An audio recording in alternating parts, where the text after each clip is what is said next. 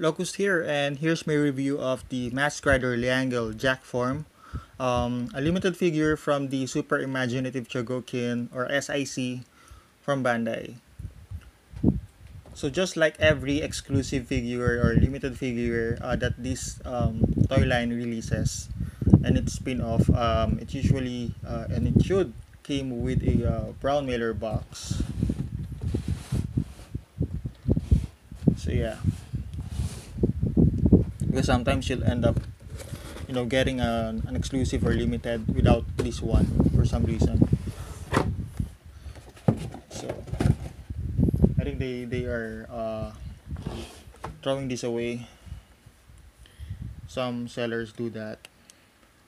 Anyway, so here's the main packaging of the figure, and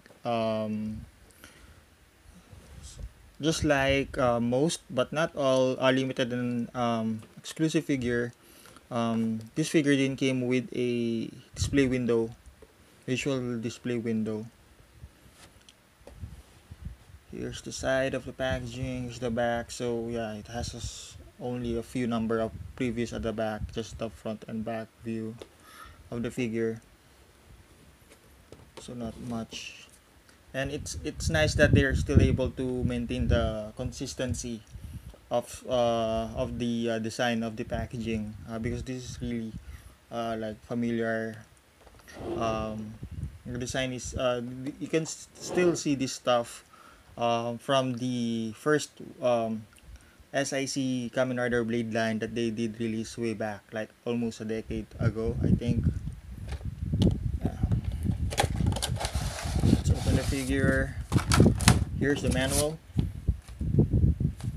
Came with the figure. And seems like the figure is being served into one tray, where you can see pretty much all the accessories that came with the figure. So here's the figure, here's the ball, chain, weapon, and then it seems like it only came with two left alternate hands, let's say three, including the one on the default that already attached to the figure, and the Leangle Rouser Jack form. So I wish it came with a stand though, because it didn't came with one. But it's just me being a nitpicker. For the design and articulation points of this figure, so let's see here. The head is on a ball joint, and then connected to the neck, of course, and then the neck has a ball joint as well connected to the body. It has a decent range of motion, as you can see. Very nice.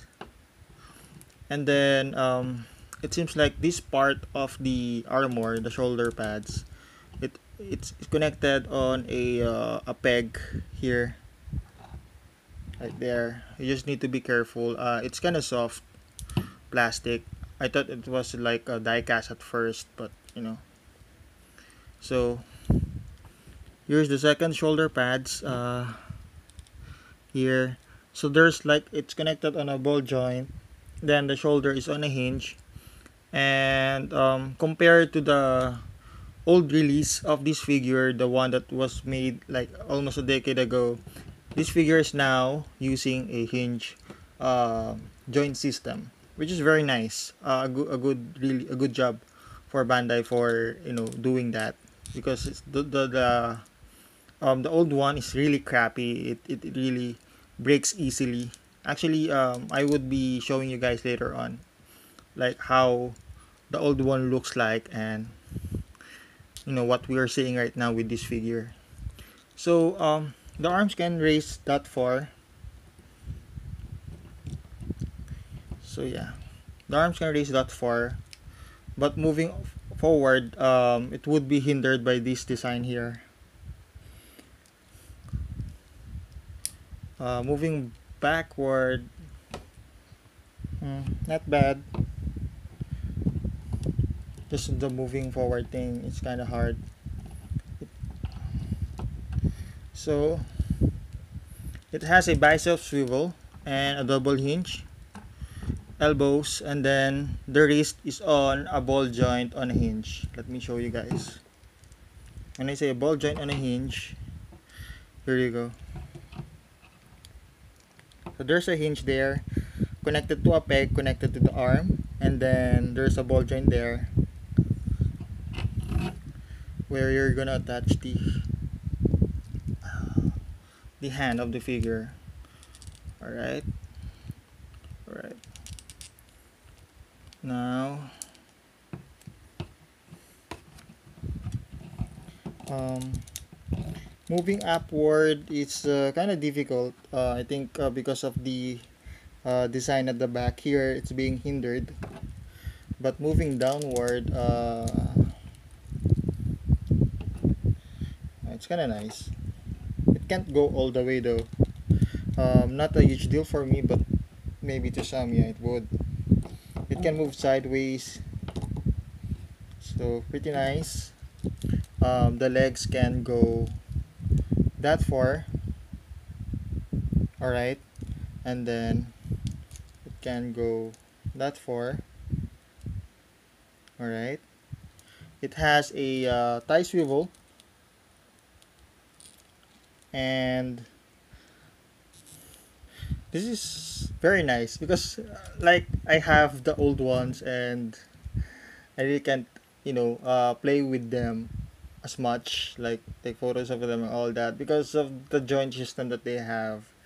Currently they are on my display, but this one is really nice that they really replaced the crappy joints that they're using way back with a modernized one.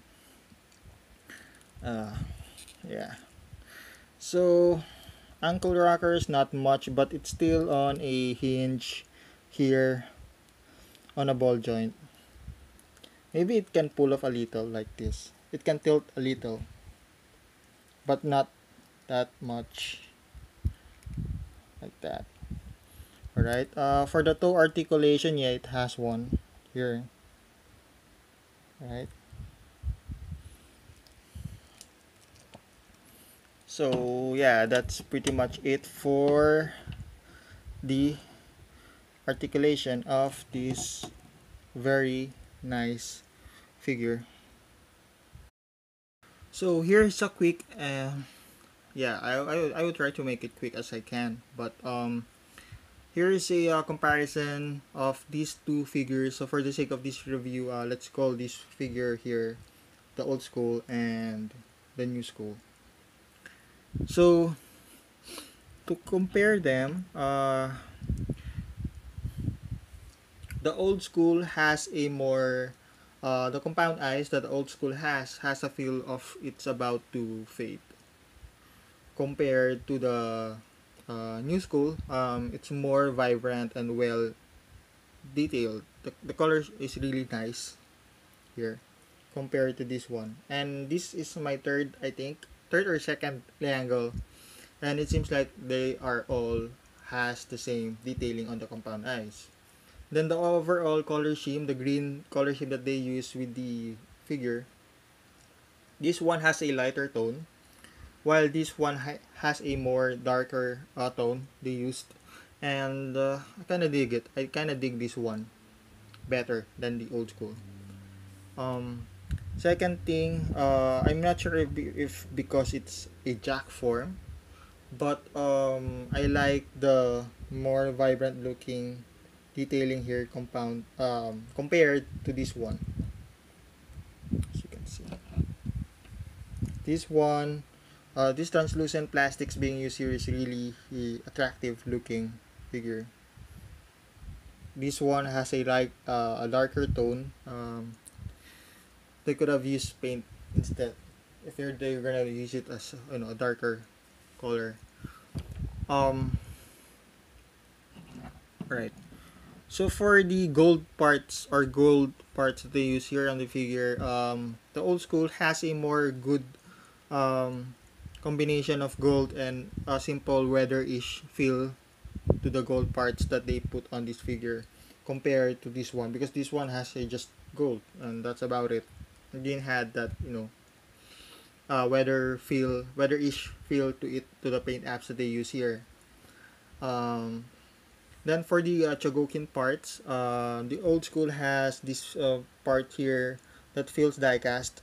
I'm not sure about the chest, but it feels solid. Then this pretty much the entire belt is die casted, and at the same time well sculpted. All right,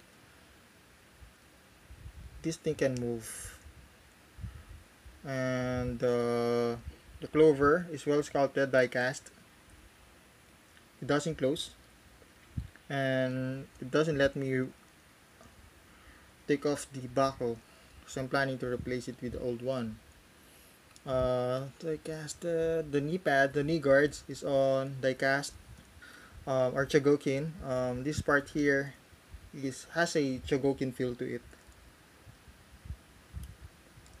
Alright.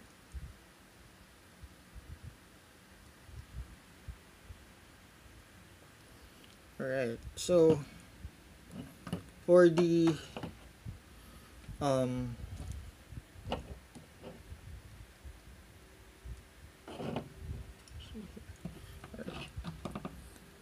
for the new school here, it doesn't feel that it came with any die-cast part at all, to be honest. Um, yeah, everything is well sculpted, but doesn't have that feel to it. Even this part here doesn't feel that it has a die-cast part. But what's amazing is this one. I like this better than the surprisingly, because I thought, since this is not made out of die-cast, it would look crap. But it seems like it's not, because the clover here is on a translucent plastic. Very nice, well thought out. And this part of the belt here, it seems like it doesn't move. Oh, it moves. Nice, nice. So it moves now. Nice. And second thing that I notice here is this part here. This part of the tie. Um, it's really soft, so you can see. Compared to the classic or old school, it doesn't. You know. But in an overall perspective, I would still go with the new school. Sadly, despite that the old school has a more solid feel to it with the Chogokin parts and the materials used, but joint system wise, playability wise, um, it's safer to say that you could go with the new school one. And I'm hoping that Bandai can reissue their S.I.C blade line, or all the crappy ones that they did before with the Hibiki, Feist, or Ryuki line that they did with the joint system, because it really saddening that those lines, the S.I.C, Ryuki, Hibiki, Blade, and Hibiki, Ryuki, Blade, and Feist line. Those are my most favorite figures, actually, based on the detailing. It's a very well detailed figures. It's just that they suffer a lot from the crappy joint system that they used with the figure. And speaking of which, here is the crappy joints that I was referring to. Here is the ball joint that came with the figure with the blade line that I had. Like I have 1, 2, 3, 4, 5, 6, 7, 8 of them currently, and all 5 of them I had issues with the joint having cracks on it, so I had to purchase another one until I get it right. But they did really reissue blade with the king form parts on it. So far so good. I was lucky that I was able to got to get 2 of these brand new figures without any issues at all. Maybe because it's a reissue like S.I.C Classic or something like that. Anyway, so it looks like this. So yeah, it cra it cracks easily, as you can see. So be careful also when you try to replace parts. Like this is a Leangle jack form, and this part here, when you try to remove the shoulder pads, like if you want to turn it into Blade King form, though, like what I said, I didn't have any issues with that. But still be careful when you're trying to detach the shoulder pads, because it tends to, this part here, this ball joint here, come on dude, focus, this part here tends to uh, break easily as well. Also, yeah, I had issues with the broken joint with this figure. And then second part here is the arm here, as you can see. What a good example to show is this one. If you think that this is a workable arm, you're wrong, because there, as you can see, can you see the silver thing right there? It's a crack. It means that this arm is about to break sooner or later. So if you're gonna purchase it in a store, you better check the figure first before leaving. Or if you're gonna about to buy second hand, make sure, you really need to make sure that it didn't came with issues, because getting Hibiki, Ryuki, Blade, and Fice line under this S.I.C line, it really requires it really is risky. It requires leap of faith, to be honest. Well, luckily I was able to complete my Hibiki without having that issue. I think I had that with one of the figure. I think Delta has a cracked joint on it, but it's on my shelf right now, just standing, doing the standing pose. So here you go, another example of a broken joint. And then this one is on the legs. Yeah. So it's on the leg is on a ball joint on a single hinge here that was broken. So there you have it. So in an overall view, I would really suggest to get the new school, unless you really are up for the challenge of having a broken joint with the old school ones, then do so. I'm not going to stop you there, but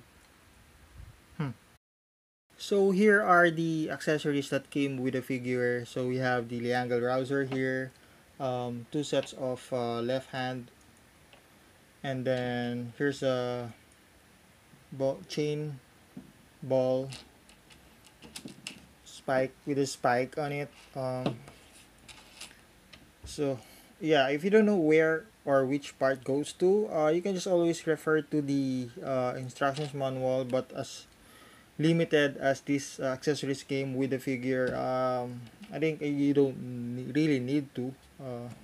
It's easy. Let's start first with this ball chain ish thing right here.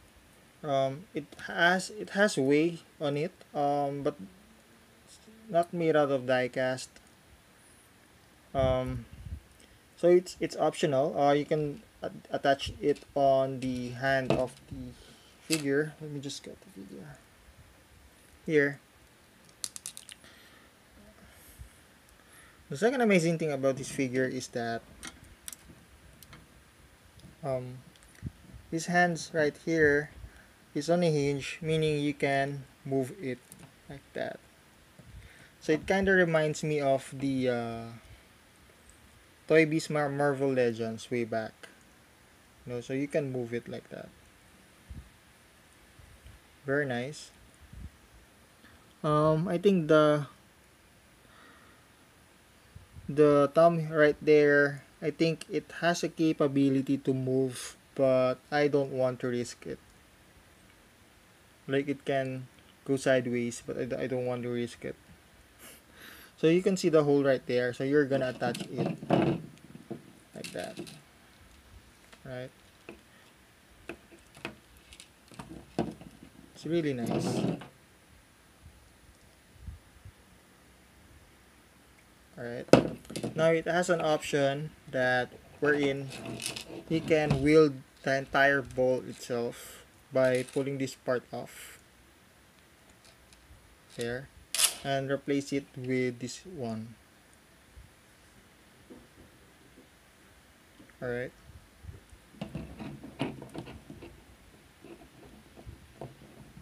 See?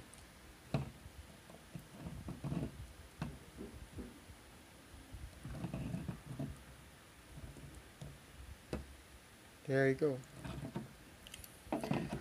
So, well, this part here, there's not much special to it.